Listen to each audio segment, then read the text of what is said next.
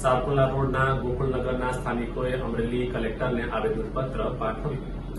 સાવરકુંડલા રોડના ગોકુલનગરના સ્થાનિકો અમરેલી કલેક્ટર કચેરીએ પહોંચ્યા હતા અને અમરેલી કલેક્ટરના ગોકુલનગર રહીશોએ આવેદનપત્ર પાઠવ્યું હતું. ગોકુલનગરના લોકોએ કચરો નજીકમાં ઠલવાતા ભારે પરેશાનીઓનો સામનો કરી રહ્યા છે. અમરેલી નગરપાલિકા દ્વારા ગોકુલનગર નજીક ઠલવાતા આ વિસ્તારના રહીશોની હાલત કફોડી થઈ રહી છે. 500થી ઉપરાંત ગરીબ અને મધ્યમ વર્ગના લોકો વસતા સ્થાનિકો પરેશાન થઈ રહ્યા છે. નગરપાલિકા દ્વારા વેસ્ટેજ કચરો ઠલાવતા દુર્ગંધ સાથે રોગચાળો ફેલાવાની શક્યતા વધી ગઈ છે. નગરપાલિકા દ્વારા કચરો ઠાલવામાં આવે છે ત્યારે વરસાદ વરસતા કચરાની માટે દુર્ગંધથી લોકો પરેશાન થયા છે. આવેદનપત્ર યોગ્ય કાર્યવાહી કરવાની માંગ કરવામાં આવી છે.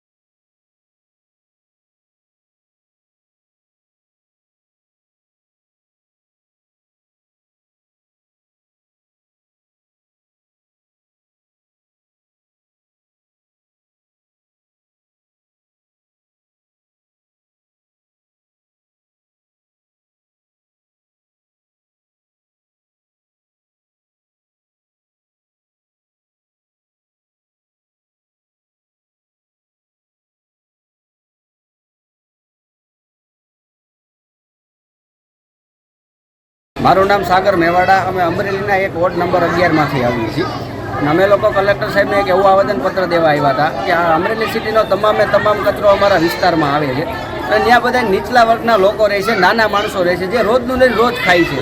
એવા માણસો, ગરીબ માણસો ત્યાં રહે છે અને તમામ કચરો ઘેરવા ફેરવવામાં આવે છે. ત્યાંની સ્મેલ એટલી આવે છે કે ત્યાં અડધી કલાક ઊભું રહેવું હોય ને તો અડધી કલાક ઊભું રહેવાય એવી કોઈ સિચ્યુએશન નથી. આ આવેદનપત્ર અમે 10 વર્ષથી આપીએ છીએ. બહુ ઝાઝા વર્ષ થયા, તેમાં 10 વર્ષથી અમે આવેદનપત્ર આપીએ છીએ અને આનું વહેલી તકે કોઈ પણ કાર્ય કરે સરકાર, એની અમે એક મોટી આશા છે કે વહેલી તકે અમે આનો નિર્ણય કરીને તમે ગમે એમ રીતે આમાંનો નિર્ણય કરીને તમે આપો, જેથી કરીને પબ્લિક હેરાન ન થાય. નાના માણસો છે, રોજનું લઈને રોજ ખાય છે. આની પાસે ન આવે તો કોની પાસે આવે? નગરપાલિકામાં જાય તો એ લોકો જવાબ નથી દેતા. આ કલેક્ટર પાસે આવ્યા અમારો મેન હેતુ એક જ છે કે અમારો જે પ્રશ્ન છે ને એ અમને વહેલી તકે સોલ્વ કરી દેવામાં આવે.